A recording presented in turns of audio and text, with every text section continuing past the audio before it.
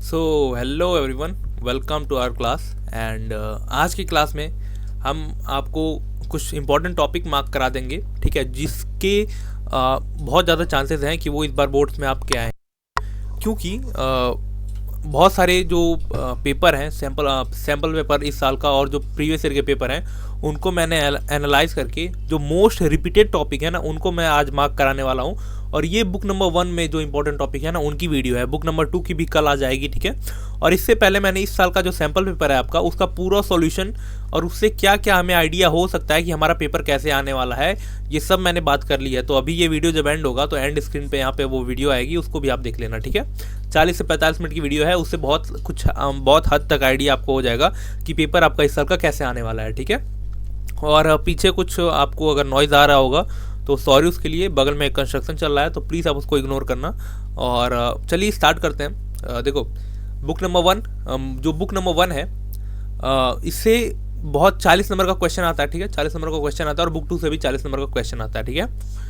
तो जो बुक 1 है इसका जो पहला चैप्टर है आपका द एंड ऑफ बाइपोलैरिटी, इससे कुछ क्वेश्चन तो बहुत फिक्स हैं, जैसे reason behind the disintegration of USSR, इससे 4 नंबर के क्वेश्चन या कभी कभी 6 नंबर के क्वेश्चन कंफर्म है ये, ठीक है, कंफर्म है ये, ठीक है। और एक इंपॉर्टेंट बात, टेलीग्राम चैनल का लिंक मैंने डिस्क्रिप्शन में दिया हुआ है, आप वहाँ पे जाके ज्वाइन कर लो। ये जितना भी पीडीएफ है मैं वहीं पे वहाँ पे आपको प्रोवाइड करा दूंगा, ठीक है। तो reason behind the disintegration of USSR most important topic इस चैप्टर से। अगर आपने अभी तक कुछ पढ़ा नहीं है पॉलिटिकल साइंस में तो जो मैं टॉपिक मार्क करा रहा हूँ आपको ये ज़रूर से करके जाना, क्योंकि क्वेश्चन बहुत ज़्यादा आने के चांसेस होते हैं। मैं बोल सकता हूँ कि 80 में से अगर आपको मैं बोलूँ तो 50 नंबर से लेके 60 नंबर तक ये जो मैं टॉपिक मार्क करा रहा हूँ बस यही डिट्टो आएगा, ठीक है। और अगर आपका इस वीडियो पे हमारा जो अच्छा रिस्पॉन्स रहा तो ये जो टॉपिक मैं बता रहा हूँ आपको इसका मैं एक्सप्लेनेशन का भी वीडियो ले आ दूंगा अगर आपको कोई दिक्कत ना हो तो, ठीक है। और मैप के क्वेश्चंस जो है, मैप 4 नंबर का आता है तो उसका वीडियो मैं बना रहा हूँ, ठीक है। कार्टून बेस्ड जो क्वेश्चन होते हैं बहुत ज़्यादा परेशान करते हैं बच्चों को, तो उनका भी वीडियो मैं ले आ रहा हूँ, ठीक है। तो किसी भी चीज़ की आपको टेंशन नहीं लेनी है, सिर्फ आपको पढ़ाई पे ध्यान देना है अपने। एंड अगर दूसरा मैं इंपॉर्टेंट टॉपिक बताऊँ तो इसमें शॉक थेरेपी, ठीक है। ये 1-2 साल पहले डिलीटेड टॉपिक था आपके सिलेबस से, बट इस साल क्वेश्चन मेरे को लगते हैं कि आएंगे इस साल, जो कि ये ऐड है मतलब एड ऑन है आपके टॉपिक में ये है, तो मुझे लगता है कि इससे क्वेश्चन आने के बहुत ज़्यादा चांसेस हैं, ठीक है। शॉक थेरेपी आपको पूरा कंफर्म पता होना चाहिए, ठीक है। शॉक थेरेपी क्या था, इसके कंसिक्वेंसेस क्या क्या थे, इसको क्यों ले आया गया था, ठीक है, ये सब आपको पता होना चाहिए, ठीक है। और तीसरा अगर मैं इंपॉर्टेंट टॉपिक बताऊँ तो वो है टेंशन एंड कॉन्फ्लिक्ट। जो पता है आपको जो पोस्ट यूएसएसआर कंट्रीज थी उनमें किसी न किसी वजह से बहुत ज़्यादा कॉन्फ्लिक्ट होता है, जैसे जॉर्जिया हो गया, नागोर्नो कराबाख रीजन हो गया, यूक्रेन एंड रशिया हो गया। तो इन सब चीज़ ये जो टेंशन एंड कॉन्फ्लिक्ट वाला पार्ट है ये बहुत ज़्यादा इंपॉर्टेंट है इस चैप्टर से, ठीक है। तो ये 3 जो टॉपिक हैं द एंड ऑफ बाइपोलैरिटी से बहुत ज़्यादा इंपॉर्टेंट है, इनको आप रेडी करो, ठीक है, अगर अभी तक आपने रेडी नहीं किया है तो। और हाँ, अगर सीयूईटी के फॉर्म से रिलेटेड कोई भी कन्फ्यूजन है आपको कि सीयूईटी का फॉर्म कैसे भरना है या उसमें कोई भी दिक्कत हो रही है तो आप ज़रूर से ज़रूर हमें कमेंट सेक्शन में कमेंट करिए। कोई भी दिक्कत हो आपको, या फिर आपको सब्जेक्ट नहीं पता चल रहा है, या फिर आपको कोई भी फॉर्म भरने में दिक्कत आ रही है, कोई सेक्शन आपको समझ में नहीं आ रहा, तो आप ज़रूर कमेंट करो, मैं आपका रिस्पॉन्स दे दूंगा, मुझे कोई दिक्कत नहीं है, ठीक है। क्योंकि देखो मैंने पूरा जो इन्फॉर्मेशन बुलेटिन है वो अच्छे से पढ़ लिया है, और जो DU का प्रीवियस ईयर का इन्फॉर्मेशन बुलेटिन है उसको भी मैंने बहुत अच्छे से देख लिया है, फ्रीक्वेंट आस्क्ड क्वेश्चन देख लिए हैं। तो जहाँ तक मुझे पता है कि मैं सारे क्वेश्चन का आंसर आपको दे सकता हूँ अगर आपको कोई दिक्कत हो तो, ठीक है।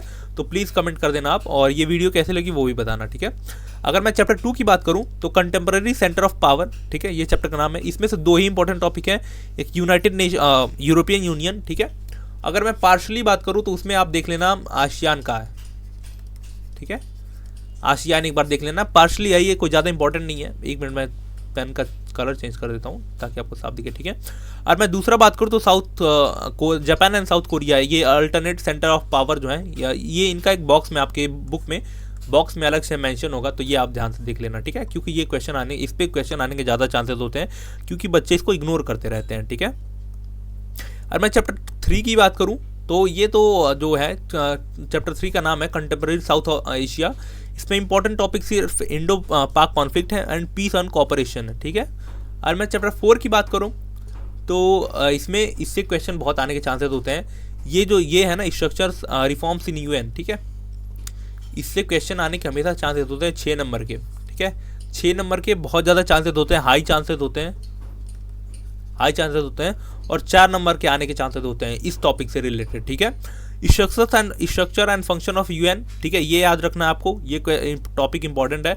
और जो फंक्शन ऑफ यूएन है ना, ये सेकेंड वर्ल्ड वॉर के बाद कैसे चेंज हुई है, ठीक है। सेकेंड वर्ल्ड वॉर बोल रहा हूँ, सॉरी, कोल्ड वॉर के बाद कैसे चेंज हुई है, ये आपको पता होना चाहिए। देखो, जो ये मैंने बहुत अच्छे से अपने सैम्पल पेपर वाले वीडियो में डिस्कस किया है। अभी यहीं पे जब ये वीडियो एंड होगा तो यहाँ पे एंड स्क्रीन पे आएगा, ये देख लेना आप, ठीक है। देखो, जब कोल्ड वॉर चल रहा था तो उस टाइम पे क्या था, जो यूएन का पूरा ध्यान था ना, जो यूएन पूरा अपना ध्यान रखता था कि कहीं कॉन्फ्लिक्ट ना हो जाए यूएसए और यूएसएसआर के बीच में। बट जब कोल्ड वॉर एंड हो गया, मतलब जब यूएसएसआर डिसइंटीग्रेट हो गया, तो उसके बाद यूएन का पूरा फोकस कहाँ पे रहता है कि कैसे हम ह्यूमैनिटी को प्रोटेक्ट करें, मतलब आज की जो कंटेम्प्रेरी सिक्योरिटी के जो चैलेंजेस हैं उनको कैसे टैकल किया जाए, उस पर ध्यान रहता है। तो ये सब चीज़ें आपको इस चैप्टर से बहुत ध्यान से अच्छी होनी चाहिए। रिफॉर्म्स वाला मैंने बताया ही है कि रिफॉर्म्स क्यों इंपॉर्टेंट है, किस किस सेक्टर में इंपॉर्टेंट है यूएन में, ये आपको पता होना चाहिए इस चैप्टर से रिलेटेड, ठीक है। और मैं चैप्टर 5 की बात करूं तो ये बहुत ज़्यादा इंपॉर्टेंट टॉपिक नहीं है, बट 4 नंबर में क्वेश्चन इससे आ सकता है और एमसीक्यू आ सकते हैं, ठीक है, एमसीक्यू आ सकते हैं इससे, ठीक है। अगर मैं इसमें इंपॉर्टेंट टॉपिक की बात करूं तो न्यू सोर्स ऑफ थ्रेट, ठीक है, नए चैलेंजेस क्या क्या हैं, जैसे साइबर अटैक हो गया, ठीक है, टेररिज्म हो गया, ये नए नए चैलेंजेस हैं, इनके बारे में आपको इन डेप्थ नॉलेज होनी चाहिए इस चैप्टर में जो जो दिया हुआ है आपको, ठीक है। और मैं बोलूँगा आपके पास जो भी दिन बचा है, मतलब 10 से 15 दिन बचा हुआ है, 10-15 दिन जो भी बचा है, इस पे आप एनसीईआरटी पे फोकस करो सिर्फ। अगर कोई भी और अदर बुक्स पे एडिशनल रिसोर्स पे नहीं जाना है आपको, एनसीईआरटी को ही पढ़ो प्लीज़, मैं रिक्वेस्ट करता हूँ आपसे, ठीक है। और अगर मैं और इम्पॉर्टेंट टॉपिक्स की बात करूँ तो ट्रेडिशनल सिक्योरिटी, ठीक है, ये, और इंडिया सिक्योरिटी स्ट्रेटजी, मतलब इंडिया के जो थ्रेट्स हैं उसको इंडिया कैसे टैकल करता है, ये आपको पता होना चाहिए इस चैप्टर से, ठीक है। और मैं चैप्टर 6 की बात करूं तो इन्वायरमेंटल एंड नेचुरल रिसोर्सेज की बात करूं तो इसमें रिसोर्स जियोपॉलिटिक्स, इससे मैं एक क्वेश्चन दिखा था मेरा 2 नंबर का इस बार के पेपर में, तो याद रखना ये इंपॉर्टेंट टॉपिक हो गया इस बार के लिए, ठीक है। मोस्ट इंपॉर्टेंट इस चैप्टर से है, मोस्ट इंपॉर्टेंट है, मैं स्टार मार्क कर देता हूँ इस पर, ठीक है। इन्वायरमेंटल कंसर्न बहुत इंपॉर्टेंट है, और इसी में एक टॉपिक आता है, कोई एक टॉपिक है ऐसा करके, मुझे ध्यान नहीं आ रहा कि डिफरेंट रिस्पॉन्सिबिलिटीज़, ठीक है, ये ऐसा करके एक टॉपिक है डिफरेंट रिस्पॉन्सिबिलिटीज़ करके, तो ये इंपॉर्टेंट टॉपिक हो जाएगा इसमें से, ठीक है। और इंडिया का क्या स्टैंड है इन्वायरमेंटल रिसोर्सेज को लेके, इन्वायरमेंट को लेके, ये आपको बुक में दिया हुआ है, तो ये भी इंपॉर्टेंट टॉपिक हो जाता है इससे, ठीक है। और अगर मैं चैप्टर 7 की बात करूँ तो एंड चैप्टर है इस चैप्टर का, इस बुक का आपके, ग्लोबलाइजेशन, जिसका पहला जो इंपॉर्टेंट टॉपिक होगा वो होगा causes and consequences of globalisation. बहुत इंपॉर्टेंट टॉपिक है, ये मोस्ट इंपॉर्टेंट है, ठीक है, मोस्ट इंपॉर्टेंट है इस चैप्टर से, मोस्ट इंपॉर्टेंट टॉपिक है। और India resistance to globalisation, India ने ग्लोबलाइजेशन को रजिस्ट क्यों किया था, आपको पता होगा इंडिया में ग्लोबलाइजेशन 1991 में आई थी, ठीक है, जब हमने अपनी इकोनॉमी को ओपन किया था, लिबरलाइज किया था हमने, ठीक है।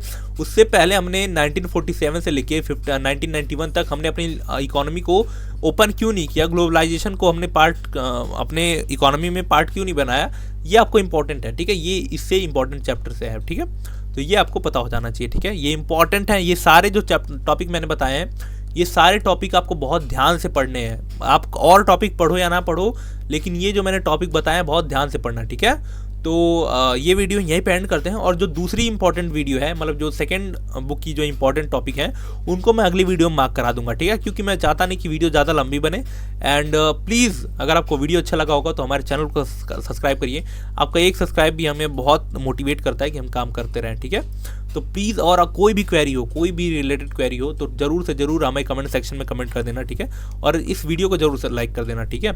एंड हाँ, टेलीग्राम चैनल ज्वाइन कर लेना, वहाँ पे मैं इंपॉर्टेंट PDF डालता रहता हूँ, वहाँ पे मैंने PYQ डाले हुए हैं, ठीक है। तो वहाँ पे जितने भी अपडेट आते हैं सबसे पहले आपको वहाँ पे अपडेट कर दिया जाता है, ठीक है। तो तब तक के लिए stay connected, God bless you all, and as I always said, Jai Hind.